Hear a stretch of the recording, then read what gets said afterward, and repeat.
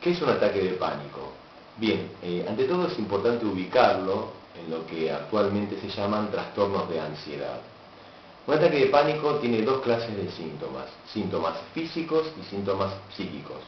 Entre los primeros podemos ubicar taquicardia o palpitaciones, sudoración profusa, sacudidas o temblores, sensación de ahogo o de falta de aliento, sensación de atragantarse, opresión en el pecho o malestar torácico, náuseas o molestias abdominales, sensación de inestabilidad, de mareo o de desmayo, entumecimiento o hormigueo de los miembros del cuerpo y finalmente escalofrío o sofocaciones.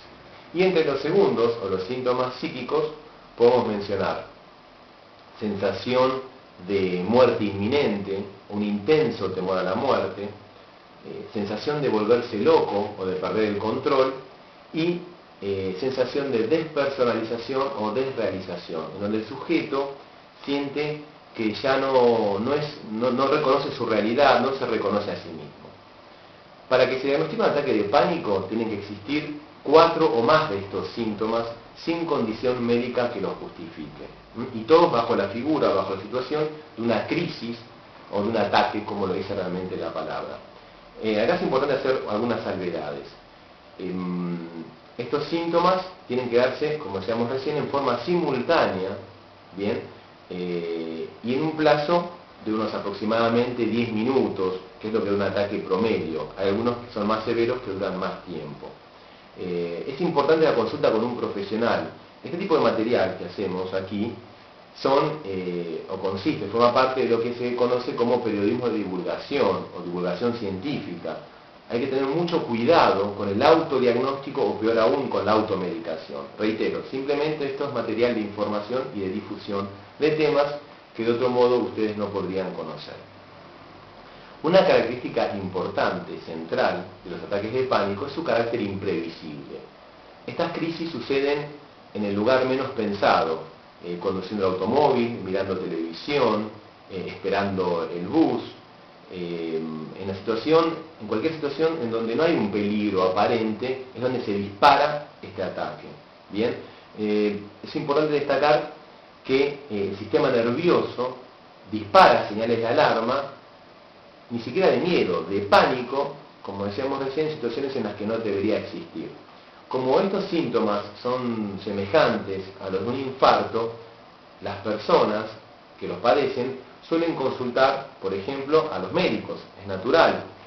Algunos médicos que no conocen estos cuadros le quitan importancia, minimizan el problema, con lo cual el sujeto no tiene un diagnóstico, consecuentemente no tiene un tratamiento, y justamente la ansiedad, que es el núcleo central de esta patología, sube. Entonces, afortunadamente, ahora cada vez son más los médicos que conocen esta patología y saben que si no ha habido justamente patología cardíaca, no hay indicadores orgánicos, es probable que el sujeto haya sufrido un ataque de pánico. Por eso es importante, tanto como para médicos como para las personas que no lo son, sepan que no tener patología cardíaca es indicador de que pueda existir un ataque de pánico. Otro aspecto importante a tener presente es que el sujeto puede tener un ataque de pánico una vez en la vida. Hay personas que tienen solamente un ataque de pánico y otros que pueden tener varios ataques de pánico. Y algunos incluso se instala la patología, porque es una patología que tiene cierta propensión a la recurrencia. Así que en todos los casos, una vez más, es importante, si tuvo uno, algunos, o si los tiene con cierta asiduidad, consultar a un profesional. ¿Cuáles son las causas de los ataques de pánico? Vamos a separarlos en 3 grupos. Es innegable que esta patología es característica de nuestro tiempo. Bien, es algo que tiene mucho que ver con nuestro estilo de vida actual. Ustedes saben que a lo largo de la historia de la humanidad ha habido ciertas características o circunstancias culturales, sociales y psicológicas que han favorecido, por ejemplo, el surgimiento de ciertos movimientos ideológicos o artísticos. Pero también han sido el caldo de cultivo para algunas patologías, es decir, cada etapa de la vida, de la historia de la humanidad, tiene una patología que la caracteriza. Innegablemente, una de las patologías centrales de nuestro momento histórico es la ansiedad. La ansiedad siempre ha existido, no es un invento de la posmodernidad o de los tiempos que corren, siempre ha existido.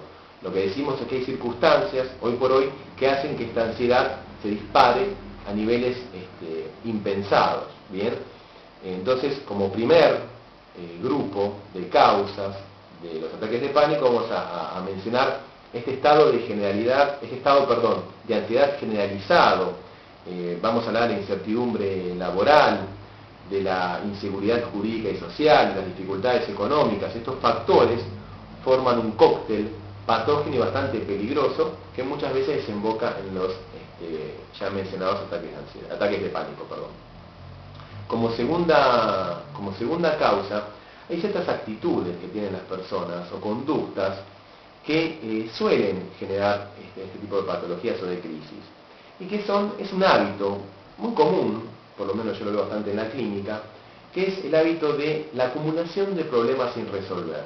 Es decir, hay personas que tienen la costumbre de tener problemas y de no resolverlos, de acumularlos, irlos juntando. Son personas fuertes, eficaces, que funcionan bien en sus trabajos, en sus vidas, pero ante los diversos problemas los van poniendo a un costado, por decirlo así, y siguen.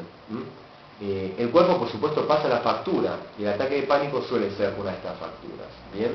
Entonces, esta suele ser una característica muy central en los panicosos. Finalmente, hay ciertos factores de alta predisposición que generan los ataques de pánico. En primer lugar, personas muy autoexigentes o competitivas, personas inseguras o culpógenas, personas psicológicamente muy rígidas, que tienen poca flexibilidad o con alto control emocional. La existencia de crisis recientes, pueden ser problemas de pareja, mudanzas, problemas laborales, como mencionábamos recién, incluso situaciones de examen, es decir, toda situación que implique una alta presión en el sujeto. Finalmente, también es importante destacar la existencia de factores hereditarios o genéticos. También se da este tipo de problemas en sujetos que pertenecen a familias muy temerosas, o familias donde el miedo tiene mala prensa, donde no se puede tener miedo. En algún caso, esto de los hombres no lloran, ¿no? O esto de que siempre hemos sido fuertes y hemos salido siempre adelante, lo cual está bien, es importante, pero en muchos casos a veces es bueno permitirse tener un poco de miedo o sentirse un poco inseguro. Bueno, hemos hecho un recorrido, esta patología actualmente muy en boga, para que ustedes puedan acercarse y pensarla y pensarse. ¿Bien? El tratamiento es psicológico y psicofarmacológico. Mi nombre es Pablo Antivero. Ustedes pueden encontrar este material y otros más en www.talleresdepsicologiapráctica.blogspot.com. Muy buen día y muchas gracias.